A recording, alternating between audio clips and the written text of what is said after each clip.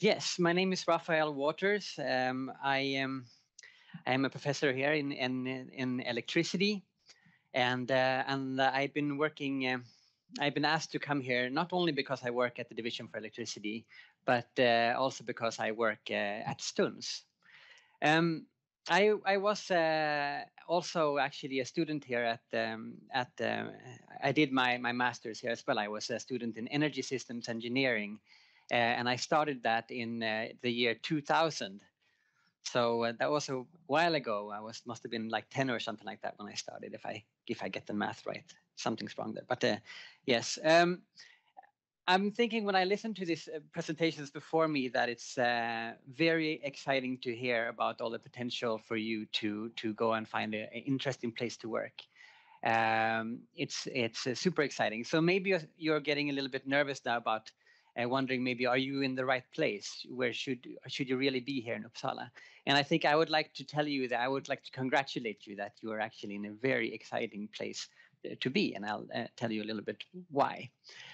STUNS is a foundation for collaboration between the universities in Uppsala, the public sector, and the private sector. And we've been around since the 80s. And the reason that we are here is that we are matching challenges in society with solutions in the private sector and with research and education in academia.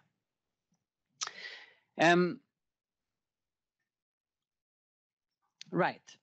And so why is Uppsala a good place to be? Well, as you know very well, is that we have some immense challenges when it comes to developing our sustainable societies.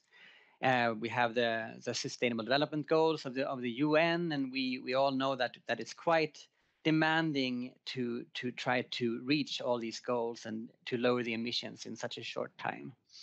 And in Uppsala, what we do not have a battery factory, and we don't have a hybrid and such very exciting and good examples of innovation.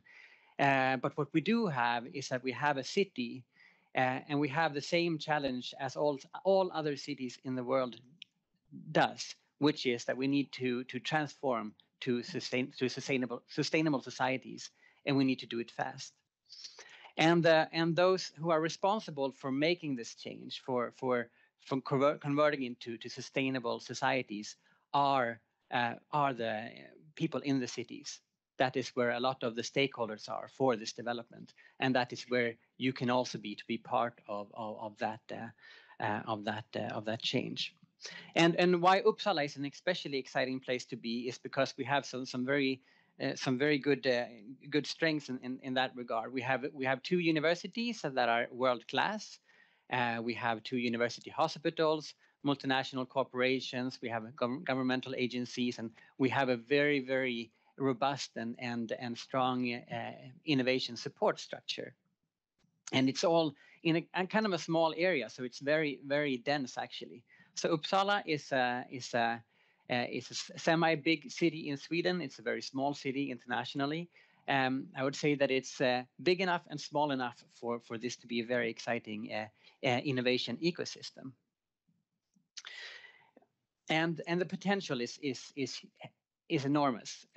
There's 50,000 students, teachers, researchers in Uppsala, and if we can match those the education and research with the challenges in developing a sustainable society, if we can do that better than we are doing today, then we can really make something good happen here in Uppsala.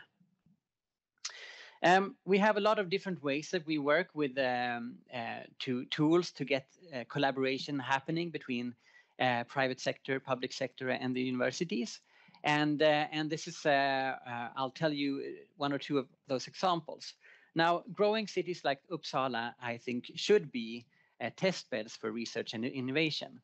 And one such example is right nearby. If you travel that direction to the roundabout, you have a parking house, which is not only a parking house, but it's also a research lab, which in itself is quite unique. This is a picture from the roof of that parking house up here. This is the infrastructure minister of infrastructure from Sweden. He was here 2 weeks ago, and we were showing him up on this roof. And actually, this is a student here, a former student. So what we do here in STUNS is every year we take 200 students from engineering students and from other degrees from the Uppsala University and also the agricultural university, and we match them with challenges in society, and we see what happens. Because that's the thing about innovation. It's difficult to order and say we want to have innovation here and here. What we really need to do is we need to create an ecosystem where innovation can happen, and that's what we have here in Uppsala, which is quite good. So this student here actually, who is telling the infrastructure minister of what is the innovation that we're doing here. She used to be a student here at the university. She did a student project together with between Uppsala University and the municipality, Uppsala municipality. And now, a few years later, she is employed at the Uppsala municipality, and she is being part of this change that is happening. That is one exciting example. Another example that's connected to the same story is actually this guy in the background there. That's a PhD student. So also on the PhD level, there's we are working on methods on how we can embed PhD projects in city planning and city challenges. And you probably know about industry PhD students, such as people who can work in Vattenfall or Northvolt. But there's something that's growing in Sweden is also the desire to see if we can also have societal PhD students, collaborations between the public sector and academia. And the reason for that is because the public sector is responsible for delivering sustainable development, and that's why those sort of collaborations is needed in that intersection. This is an example of this kind of came about in this example. We had this project between STUNS and the Uppsala University, where we have these 200 students each year, and one of these students started to working at the parking company, and we developed that parking house and research lab together. When we did that, that was very exciting for Vattenfall and for Charge-Amps. And Charge-Amps is a company that manufactures charging infrastructure. So they wanted to be part of this. So now they are also part in collaborating in this project, which started with a 15-point candidate thesis, not even master's level, even before. So that kind of grew into this, becoming this where Charge-Amps and Vattenfall is also becoming part of this very exciting research testbed. And now, just this week, a few days ago, we also found out that SEVT and Volvo are also investing now a few million into this project. And I'm showing this to show you how it's very powerful, this collaboration between academia and the public sector, but also a bit difficult to know what's going to happen, because we could never know when we have these students every year that we match with the challenges. We don't know what will turn into these broad collaborations, but every year there are some of these many students that do all this really good work. Some of them really hit the spot, and when they do, then this infrastructure of this ecosystem of innovation picks it up, and we lift it, and we can scale it and try to make it into something that can really contribute to positive change. One more reason why Uppsala is a good place for this sort of innovation to happen is this that shows a little bit of a benchmark in a global perspective. We tend in Sweden to compare ourselves to other cities in Sweden, but many of you are not from Sweden, so that's probably strange to you, and it's strange to us as well. So it's better that we have more of an international, global perspective. We need to think about what are our strengths right here. What can we do? What are we best at? What can we contribute to the global community? And what can we learn from the global community? So we need to be part of this international international network. And as you can see, Uppsala is up there in the top peers in many of these rankings. compared to some really brilliant innovation hubs around the world, such as Barcelona and San Diego and such. We're actually maybe we might be the most educated population in the world, actually.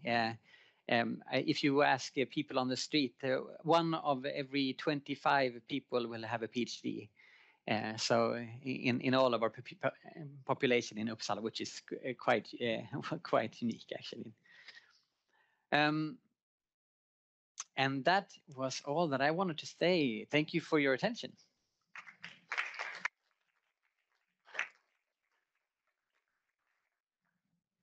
Thanks a lot, Rafael, and it's really a success how STUNS is working together with the whole municipality, the universities, and students. So the energy stories, for example, is really, and these projects are very successful. So thanks for that work.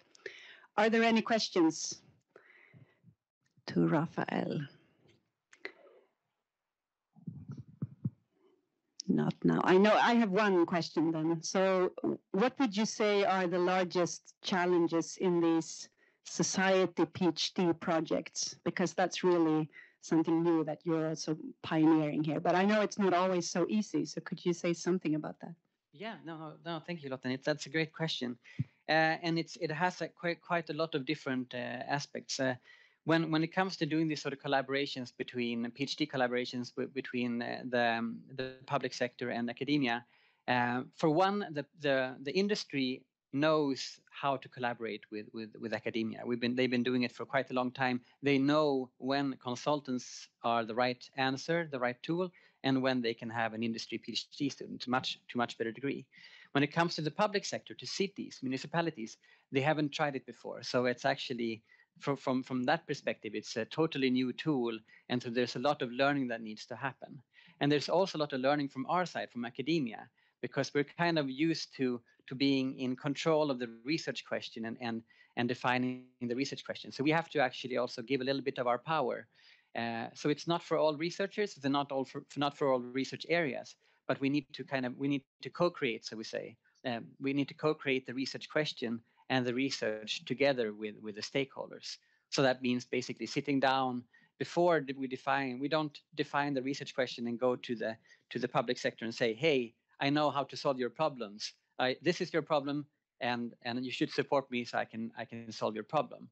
What we need to do is we need to sit down together and be curious about each other and discuss. Okay, first listen to the stakeholder, and what are your challenges? Understand, and then we can start to develop what is the research question, which will develop answers that are really needed in society today. So that's a different process. We have to turn it around. We don't start in the research side. You actually have to start with the stakeholders and find the research question there. And that's one thing. There's lots to say about that. But thank you, Lotta. And that's something that's close to my heart, actually. Yes. Thanks. I think we have a question from Lina. Yes, I have, Anna. Thank you, Rafael. Thank you very much for this presentation. I work together and part of this European University and Light that is coming up right now. And I meet our colleagues in Europe. And I always tell them about STUNS and the fantastic job you are doing at bringing something the students do and then taking it on and taking it further. What would be the recommendation you think that I should tell this university and colleagues how to succeed to establish something like what you are doing in STUNS? I think what you really need to start doing is to start what really easily is easy to. You have to start with the stakeholders. I mean, that really is where everything starts. Is to really be curious about understanding those that are responsible for making this change happen. We need to understand them better. Me sitting at the Division for Electricity, and I've been there for many years, I look out into the world through my electrical engineering glasses, and I see a lot of electrical engineering problems, and I see that solutions to the world problems are also electrical in nature. And so it's easy to think that, well, so then I apply for funding and I do research and then I publish those results. Then maybe some other people who are also looking out into the world through the same glasses will read my research findings. And then we're frustrated that politicians aren't aren't making the change that's needed. So what's really is needed, we have to shift the focus. We really need to start where the challenges are and be curious about what those challenges are, and then be humble and start this. We need to build trust, and that takes time, and we need to build these collaborations and networks. But I mean, if I would say one thing, it's really starting not with yourself, but starting with those that are responsible for making this change happen, which is a lot in the public sector.